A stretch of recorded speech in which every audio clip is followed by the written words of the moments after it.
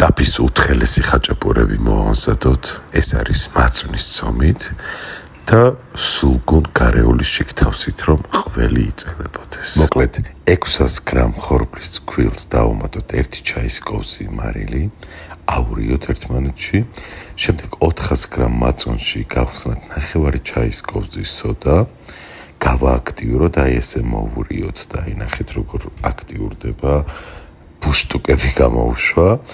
შემდეგ ცალკე 50 გრამი ისეთი ავწუნოთ და ეს ყველაფერი მთლიანი მასა ჩაუშვათ ამ ხორბლის ქვილში და მარილში და ხელით მოვზილოთ, შევკრათ მასა. როდესაც შეიკვრება, გამოვიტანოთ სამუშაო დაფაზე და დავიწყოთ კარგად მოზელვა. ისეთი ცომი უნდა მოვზილოთ, მოკლედ, რომ არც ხელს ეკროპოდეს, არც მაგიდას და უნდა გავთვალოთ, რომ როდესაც შიგთავს ჩავდებთ ამ ცომში, ნაკლები ფქვილი უნდა დაგჭირდეს გასაბრტყელებლად. ამიტომ ძალიან კარგად მოვზილოთ ეს ცომი. შემდეგ დავყოთ 200 გრამ გუნდებად, აი ამ გრამაჟით, ასე ვთქვათ, 5 წალი 200 გრამიანი ცომი გამოგვივიდა და შემდეგ ჩავდოთ პარკებში, ისე რომ ჰაერი არ შევიდეს და 40 წუთი დავასვენოთ მაცივარში. გაითვალისწინეთ, რომ რამდენი გრამი ცომიც არის, იმდენი გრამი შიგთავსი უნდა ჩავდოთ, ანუ 200 გრამ ცომში უნდა ჩავდოთ 200 გრამი შიგთავსი. ამ შემთხვევაში 100 გრამი უნდა იყოს სულგუნი ერთ წელ ხაჭაპურში და 100 გრამი იმერული ყველი. ან იმერული ყველის ნაცვლად შეგიძლიათ ქარხნის ყველს გამოუყანოთ მარილი, ჩადოთ ცივ წყალში ცოტა დიდი ხნით და მარილი გამოყავს და ქარხნის ყველიც ძალიან უხდება.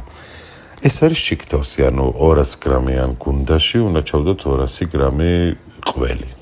სულგუნ შერეული, 100 გრამი სულგუნი, 100 გრამი ყველი. კარგად გავახუროთ ტაფა. და ვიდრე ტაფა კარგად ხურდება ამასობაში, მოკლედ ავიღებთ ცომს, ძალიან ფრთხილად გავაბრტყელებთ, აი როგორ გითხრათ, უნდა ვიგრძნოთ ეს ცომი, ისე უნდა გავაბრტყელოთ, ვიდრე შიგთავს ჩავდებთ, რომ თანაბრად უნდა იყოს, ამიტომ რაღაცნაირად უნდა ვგრძნობდეთ ამ ცომს.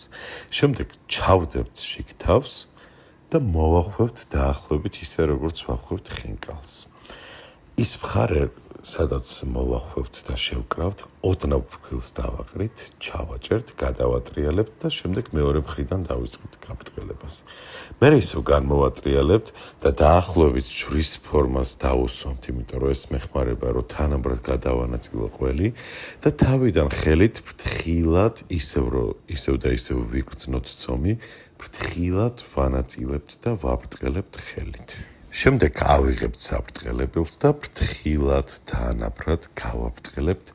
აი ძალიან უნდა გავაბრტყელოთ, იმიტომ რომ ხაჭაპური ხო თხელი უნდა იყოს. აი ძალიან გავაბრტყელოთ, აი ვეცადოთ ყველა ხარეს გავაბრტყელოთ, გადავატრიალოთ ხშირად და ასე შემდეგ. მოკლედ რო გავაბრტყელებთ ძალიან, აი ესეთი ბრტყელი უნდა იყოს. შემდეგ დავდებთ გახურებულ ტაფაზე, ხელით კიდე მივეშველებით, რომ კარგად გავწიოთ ტაფას, რომ მოერგოს და აი ძალიან ცოტა დრო ჭირდება, დაახლოებით 1 წუთში ერთი მხარე მზად არის. ამოვატრიალებთ, ამოტრიალებულ მხარეს წაუსვამთ კარაქს და ქვედა მხარეც ძალიან მალე იქნება მზად. მოკლედ ამ ხაჭაპურს მე მაინც ვეძახი იმერულ ტაფის ხაჭაპურს, თუმცა იმერულ ხაჭაპურს ზემოდან ცხიმი არ უნდა წაუსვათ და მხოლოდ იმერული ყველით უნდა მოვამზადოთ, მაგრამ დამიჯერეთ, აი საოცრება ხალხმა გააკეთეთ ამ მეთოდით და მიხვდებით, რაზეც ვლაპარაკობ ამდენი ხანი. არის უთხელესი, იმიტომ რომ ცომი გვაძლევს ამის საშუალებას და არის, აი არ ვიცი, ძალიან გემრიელი.